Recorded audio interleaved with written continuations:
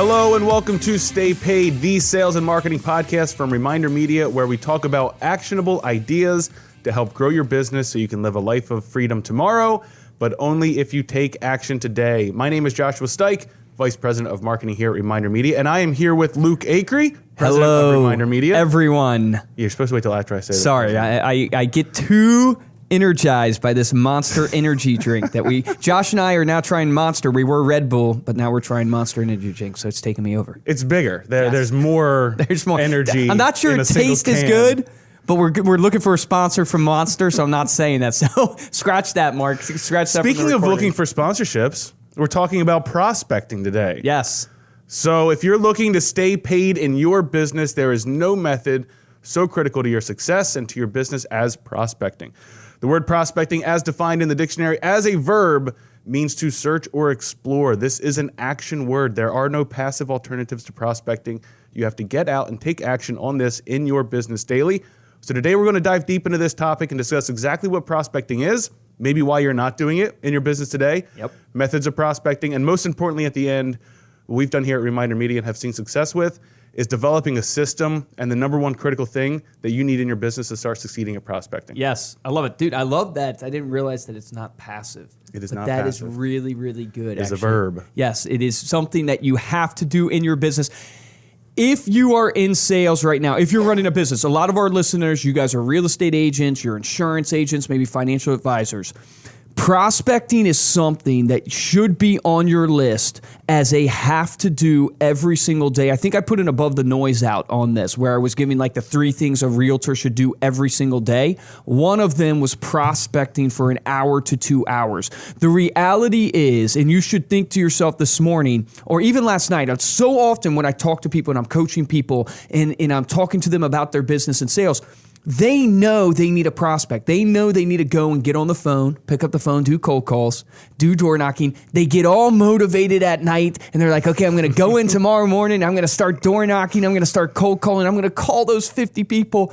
And then they show up to the office and you do everything but the prospecting. You'll do the paperwork. You'll put the stuff up on the MLS. You'll process the claim if you're in insurance. Whatever it is, you'll do everything but the prospecting because the number one thing I tell people about prospecting is it's not a fun activity. Now, there might be some people out there that enjoy pain, but prospecting is, you got to understand in sales, prospecting is not an inherently fun activity. Because if you think about it from the standpoint of when you're prospecting, it's kind of like, someone who's going after gold. What do you call somebody that goes after gold? Prospector. A prospector. So a prospector is going after gold by prospecting, right? So they're digging through dirt for hours and hours and hours trying to qualify that dirt to get one speck of gold, right? So if you think about it in that term very simplistically, but if you think about from a prospecting standpoint, it's a grind, it's painful, and that's why you run away from it. And I think so many people, one of the things that steers them away from sales and why they don't want to claim being a salesperson is because they go, I don't enjoy it. I don't enjoy the cold calling. Mm-hmm. I don't enjoy the door knocking. I don't enjoy, awkwardly stepping out of my comfort zone and introducing myself to somebody in the grocery store. Guys, no one enjoys that.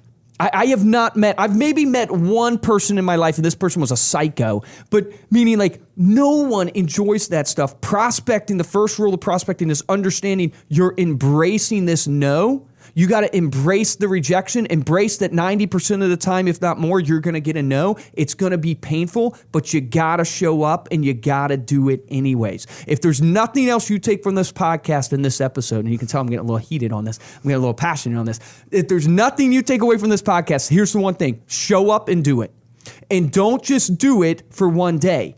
Do it consistently. I had a coaching call with a realtor just the other day, and she was saying she was making 100 calls a day. And I told her, I said, it is amazing that you're making that 100 calls. And if you stay consistent for 90 days and making those 100 calls, I guarantee you'll have success. But so many people, when they set out to do prospecting, they either one, they don't show up and they don't do it, or two, they show up and they do it for one day and they're not consistent in it. And you will not reap results by being inconsistent. There's no way you'll reap results by going to the gym one time, eating healthy one time. It's the same in prospecting. There's no way you will reap results out of your prospecting if you don't show up and you don't stay consistent doing it.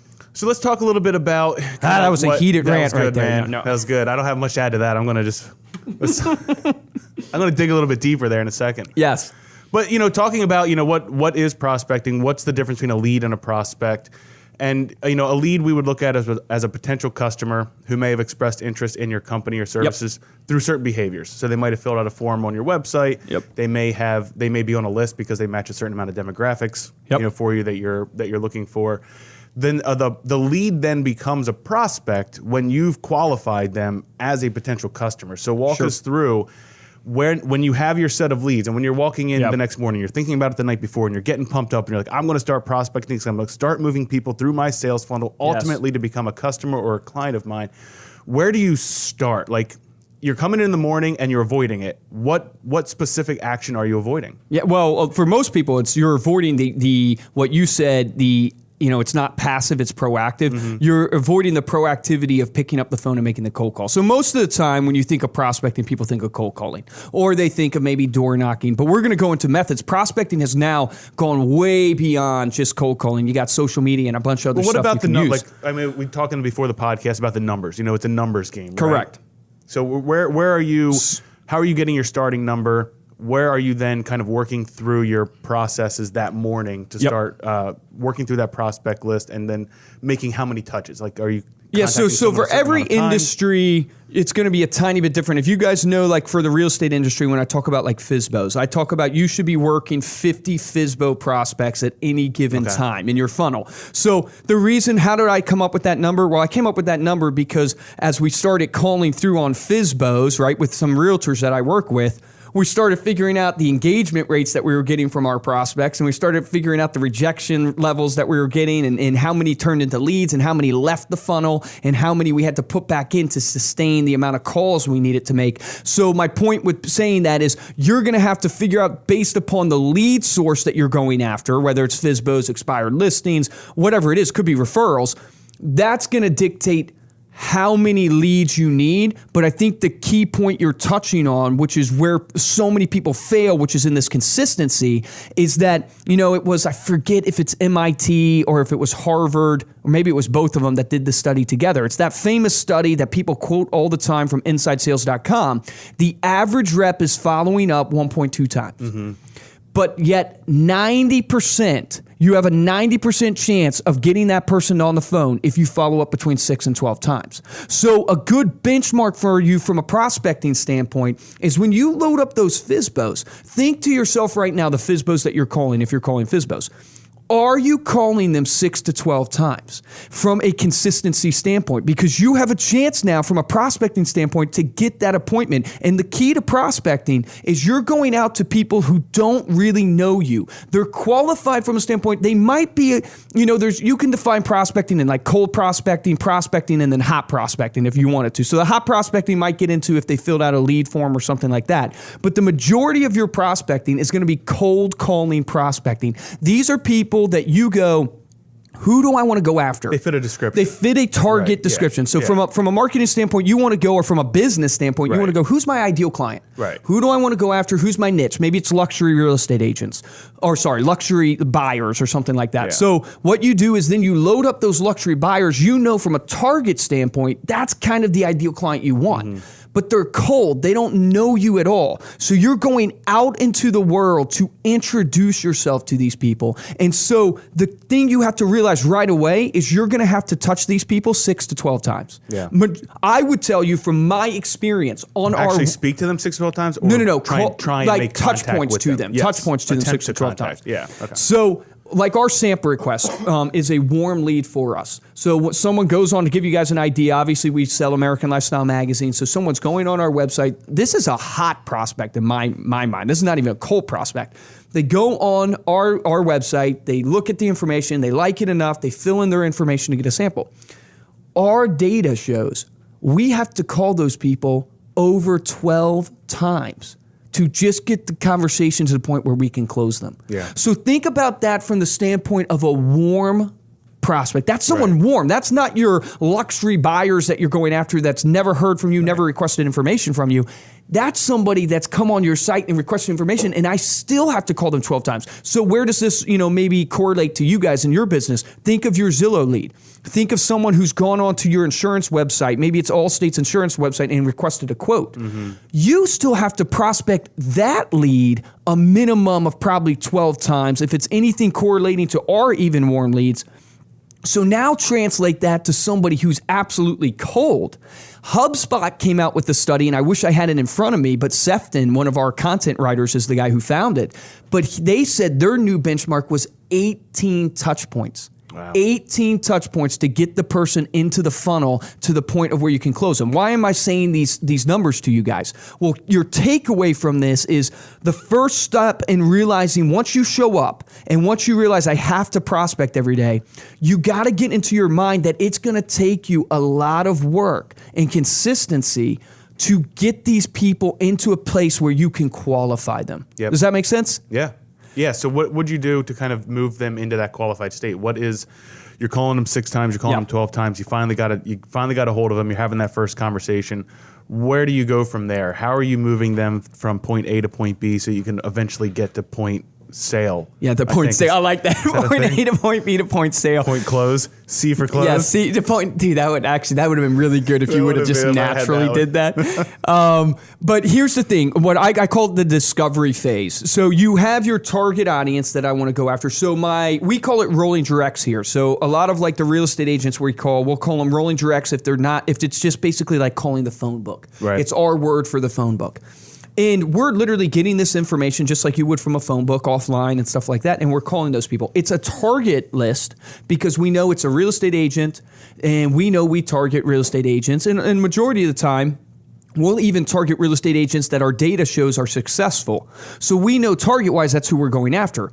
When I get them on the phone or when I'm doing touch points to them, what I'm looking for is to try to get to the discovery phase where I can figure out is this person in need of my services? Are they at a point in their, whether you call it your buyer's journey, because don't make the mistake, everybody's in need of your services. It's just a time. So what you're trying to figure out on your discovery phase is not whether or not they will buy from you, it's just when they will buy from you. And that for me is what I do consistently. Like when I call these, we came back from a dental conference, right?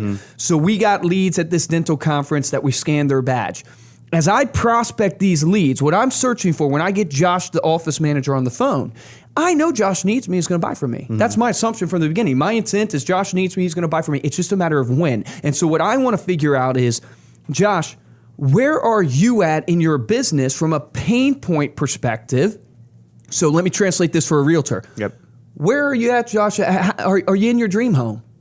Are you in your dream home right now, Josh? I know you've lived there for 5 years. So. Is this kind of where you want to be? Is this your dream home? No, not our dream. Right. So I'm trying to figure out in this discovery phase, I'm trying to figure out who this ideal client that I think is an ideal client. I want to narrow it down to go where are they at in the time of buying? And I want to find people who are ready to buy now, like within the next 30 days. Well, that's where the numbers game comes into play, Correct. Right? Yeah. So when you're prospecting, don't think of it as one and done. Right, so you embrace the no. You're going through You're going through the dirt, looking for the gold. Oh, you found a speck of gold. Well, when you get that gold, right, don't just throw it off to the side if it's not ready to buy right now. Meaning, like from a prospecting standpoint, when I go through these dental leads and I'm calling these office managers, I'm marketing them. I'm calling them and I'm doing the discovery phase and going, hey, look, this is what we offer. This is where we're at. Let me learn a little bit about your business. Ask some questions. Do you buy into this concept? Where are you at in your journey? I'm doing this discovery phase, and from there, then I'm marking. Do I move them down the funnel into a qualified state that goes, this person is looking to buy? And I always frame it up in my mind this way: 30 days and less, 90 days, 6 months, a year. Yeah. So when you're going through your book of business, you should have a category of people in your CRM that are 30 days less, 90 days less, 6 months less, and year. And I got this advice from my realtor, Brian Quigley. So shout out to Brian Quigley, awesome guy. But he said in real estate, if someone tells you they're 6 months from moving, they're 30 days from moving. 30 days. Yeah. So he said, the old saying is buyers are liars or whatever. So the prospect's a liar. I probably shouldn't say that on the podcast, but the point being is that what you want to do, the first touch point that you get someone on the phone is you want to move into the qualifying funnel, basically. The discovery phase, as you would call it. From there, that then sell. sets you up with what your next action item is. Correct. Is the next thing I'm going to do call them back? If it's within 30 days, I'm probably going to be calling them. I'm going to be texting them. Correct. Is it within 6 months? I might be hitting them up on social media or LinkedIn just to touch base with them. Yep. Is it a year? Then I'm adding them to my email drip list just so that I stay in touch and I can watch when they're engaging with the content that I'm sending them, which then is an indicator to me, hey, they might be back in that mindset. Let me reach back out to them and set that tickler to give them a call again or something. So let me give you guys a perspective of the prospecting calls we do. Yeah. So because I think this will be valuable for you as you think to apply it to your business. We come in every single day and our reps will make between 150 to 200 prospecting calls. Now, some of these are warmer calls, but if I'm being just straight from the beginning that you enter in our sales floor from a start, you're making 150 to 200 sales calls. Out of that 150 calls, you will literally probably get 100, if not 120 voicemails. Mm-hmm. You'll literally be in voicemail land. That's another thing with your prospecting. Don't miss out on the voicemails. Grant Cardone's great sales trainer always says never miss the opportunity to leave a voicemail. So keep your voicemails under 18 seconds when you do them. But anyways, 100 of those are going to be voicemails.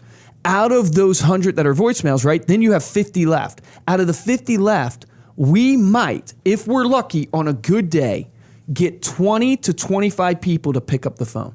Out of the 25 people that pick up the phone, we'll usually get around 9 people that we can actually pitch. Okay. So to give you an idea of if you're thinking to yourself and you're grinding it out all day long making phone calls, for us, 150 calls might produce 9 pitches. Now, some of you might be listening to this and going, Luke, you guys are freaking nuts. Why would you waste your time doing it? It pays off because as you're prospecting, we're not thinking in the here and now only. Well, some of our reps might be, but the point being is that those 9 conversations, the hope is that we'll close 2 of those. So we strive to produce that our reps actually close 2 of those 9 people they talk to. Well, what happens to the other 7 people?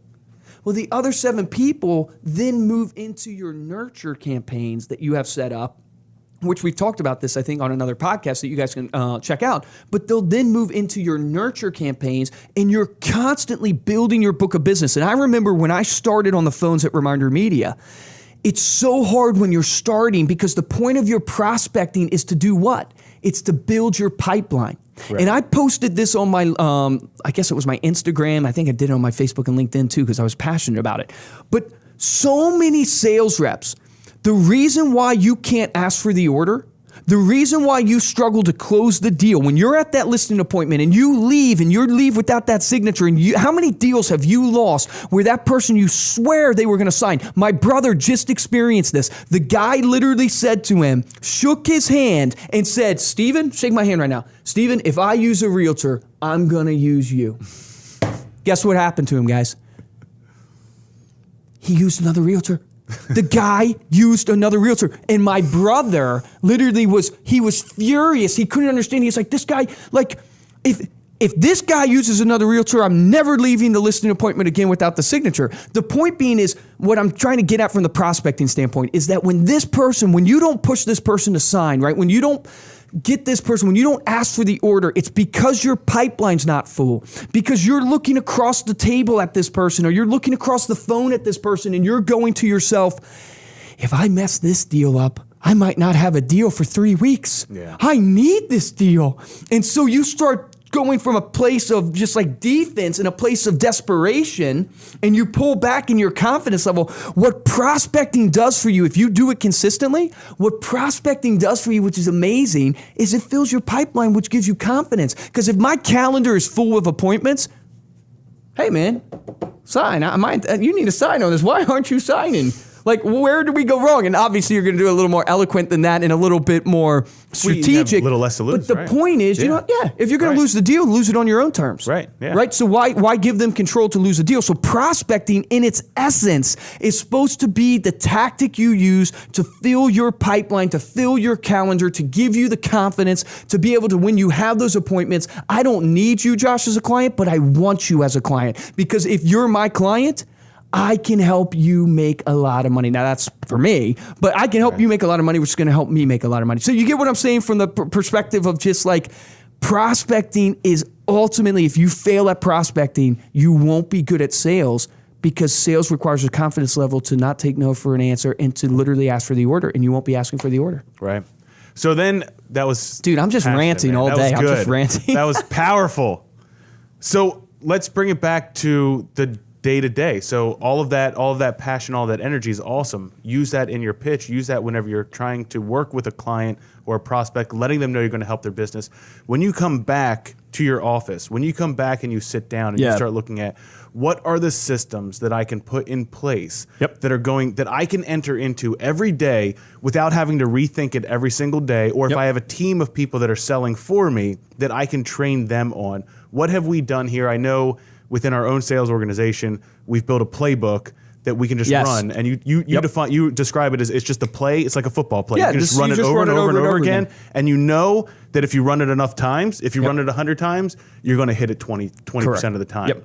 If you don't have a system in your business, then you have nothing to measure against, and you have nothing to guide you. And when you have nothing to guide you, you're constantly just find yourself chasing like the magic formula. So systems are beautiful. Even if you choose the wrong system, it at least is a guiding light for you to be able to get data to make an educated decision of where to go.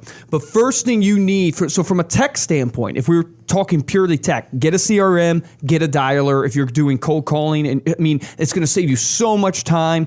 Get a CRM that can load up leads for you one after the other, not just a CRM that stores your contacts, but you need a system. For us, we use queues, which is basically I can literally dial Josh Dyke and then click next, and then all of a sudden I get Jesse Carlin. Meaning, so you want to set up these systems technology-wise to empower you to be able to efficiently go through your lead database. That's pretty obvious. What's more important, though, from your prospecting is you need to determine how many leads you need to call every single day. And so for us, like I told you, 150, we're getting 20 that pick up, 9 conversations, 2 deals we can get out of it. Now it's taken us a while to figure that out from a standpoint of looking at it, but you need to start thinking to yourself, how many leads do I need a day? How many engagements come out of that? How many of those engagements turn to appointments? How many appointments actually turn to closes? You need to start writing this information down. This is the same thing. If you have our leads calculator, and we'll throw up the link for this one in the podcast show notes at staypaidpodcast.com. But what it'll do is it'll do exactly what Luke is saying right now, where you're going to have conversion numbers. Yes. You're going to have a percentage for each stage in your funnel that you're talking about, from the lead to then following up with that lead. Mm-hmm. How many people am I getting in the door? How many am I converting then to prospects for my business, which is the qualification stage? Then if we're talking about a real estate listing, you're trying to book a listing appointment. How many people can you get to book a listing appointment? How many listings taken will you get out of that? How many homes sold will you get from that listing appointment? And this takes time. Yes. So you're going to have to call, you're going to have to prospect for a month to figure this data out. At least 90 days. So don't feel bad about that. If you don't have this information, don't worry. But start documenting today. Second is, what's your script for prospecting? Do you have a prospecting script? So many people try to wing it. Winging it is not bad inherently, but it gives you no benchmark to go after, meaning like you don't know one close to the next what drove the success. And what's more important about this is now you can't leverage out your business. Do you want to be the guy making cold calls all day?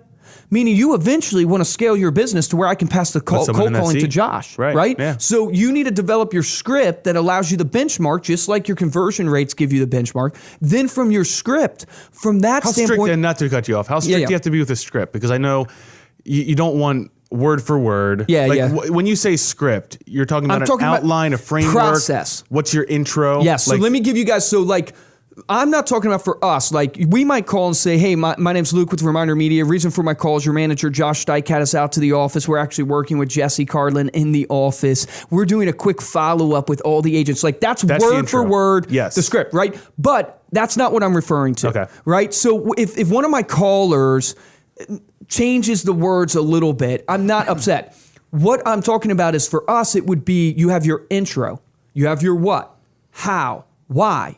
Right? So I'm talking about the steps in your script that you have to follow every time. I always call it the golden road. It's leading you to the Wizard of Oz. So the point being is, you got your intro, you got your what, how, why, you got this button up, you're going into pricing. So the idea is you have this golden road that you walk down. So every prospect I call, I'm going to do my intro, I'm going to do my what, how, why, I'm going to button up, I'm going to go to pricing. Now, if I get off on a tangent and we start talking about their kids or the park or my vacation, that's okay. That's okay. But yeah. I'm going to come back to that golden road. Yep. I'm going to come back to the golden road that leads me down to the Wizard of Oz, which is the close, Yeah. right? So you want to have this process laid out of how you're going to follow up with your Zillow leads. What's the process for your FSBOs? This leads me, and that's the script process. Yeah. More importantly than the script process is your process of touch points.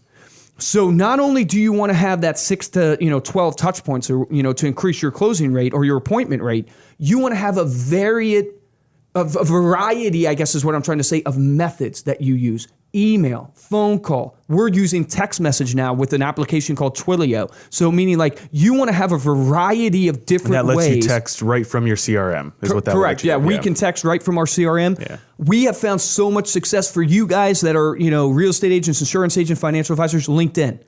I am now responding to LinkedIn messages. The guy who's trying to sell me insurance right now, Keith Wilson, awesome salesman. I'm actually trying to hire him for our company. But the point, he got me through LinkedIn. He prospected me through LinkedIn. He tried to reach out to our HR person, no response. I think he tried to reach out to a couple other people. He got me through LinkedIn, started commenting on the stuff I was posting, then DM'd me and messaged me through LinkedIn, and I responded. I ended up grabbing lunch with him one time, and since then he's been courting me for literally a year, lunches, going out for drinks, all those things, but he prospected me through LinkedIn. So there's a variety. By the way, guys, when you're on LinkedIn, if you're connected with somebody, make sure if they're a prospect of yours and you see their work anniversary pop up or their birthday pop up or some post about them pop up, make sure you message them about that, because you know this. You don't know everyone that you know on LinkedIn. So when someone sends you like hey, congrats, I just had this happen to me with the salesperson. They send, congrats on your work anniversary. I said,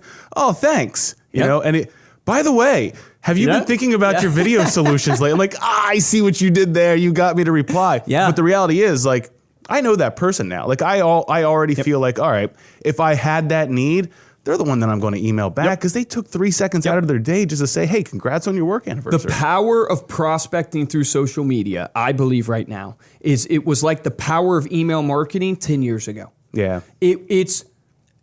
I do not let my LinkedIn have a red icon up there on the notifications. I don't let meanwhile, your inbox will pile up with new messages. My inbox probably has 100 unread emails. Yeah. But my LinkedIn, my Facebook, my Instagram, there's no notification. I look at all the notifications. I'm not overwhelmed. If we're doing that, if me and Luke are doing that and you're doing that listening, your prospects are doing the same thing. Correct. They are checking their social media. It's a guaranteed way else. to get in front of your prospect. Doesn't mean they'll respond, but it's a guaranteed way. So the point being is develop the playbook, right? Which is what are your conversion rates you need? What's the script and the process? But more importantly, what are the touch points? I'm going to call 6 times. Over the course of 7 days. Over the course of 7 days, I'm going to call 6 times. I'm also going to send these 2 emails, right? So you want to write out this process, and you're thinking to yourself right now, what should that process be? Guys, there's no magic Just write process. it. Just do it exactly what you said. This is not theory. Yeah. Just write it down. Correct. Start with that. Test it out. If it doesn't work, find out where it went wrong. Tweak it. Try it again. Remember, this is something that you're going to want to run over and over and over again and track for 30, 60, 90, 180 days. There's not a single guru out there, marketing company out there, that has a secret touch point plan. We'd all be using them if they did. We would. Yeah, correct. Everybody would have figured it out. We, to this day, are constantly going, okay, how can we tweak this touch? Should we do 3 emails here? Should we make them personal? Should we make them more professional? Should we make them shorter? Should we make them longer? Constantly micro testing and constantly trying to evolve to go, what got the best engagement? And here's the thing about marketing that drives you nuts, but it's also beautiful, is it changes. Time changes, people changes. What's happening in the industry makes our emotions change. And so we change, so marketing has to change. How you meet people has to change. How you communicate with them has to change. So you want to choose a variety of methods within your follow-up or within your prospecting. And from there, once you have that playbook, for lack of a better word, you run that for 90 days. Run that freaking playbook. Doesn't mean you don't make little tweaks in it, but you run that playbook for 90 days and your results will be dictated by the following 90 days. I'm a firm believer in that. Awesome. So there you have it, guys. An actionable framework for how to prospect and grow your business every single day so that you will continue. Something. Yes. Oh man, I lost that one. If I don't write it down, continue to stay paid in your business. Yes. I was trying to go to the stay paid. I was working there. I was going to get there eventually. Hey guys, thanks so much for listening. If you liked what you heard, please consider giving us a 5-star rating Don't consider, on do iTunes and leave a comment. It does help us so much, and we appreciate it. To get new episodes weekly, subscribe to Stay Paid in your favorite podcast app.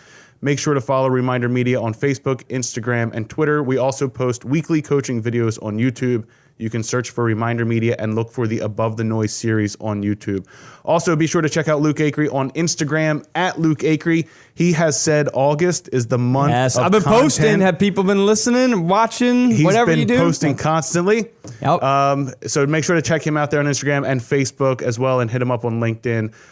You heard it here. He's going to respond. I am going to respond. He will clear the red dot. What I am app. very, very passionate about for all of you listening is I'm very, very passionate about learning about your pain points and your greatest desires, but even more importantly, your pain points, because I want to see if I can fix them for you so you can achieve those great desires. Because if I can do that, you're going to use me forever. And so, that's what I'm very, very interested in. So check me out on Instagram. That's awesome. So for this episode of Stay Paid, I am Joshua Stike. And I'm Luke Acree, and I'm going to close with this, guys. Here's your action item for this episode. Develop your prospecting playbook. So you literally need to work out your conversion rates for prospecting. You then need to make sure you have that script, which is the process, and then you need to move that into your actual setup of the amount of times you're going to touch point or do a touch point with somebody and the variety of methods you're going to use. Do that this week. Difference between a top producer and a mediocre producer is top producers take action. Take action on that today. Thanks, guys.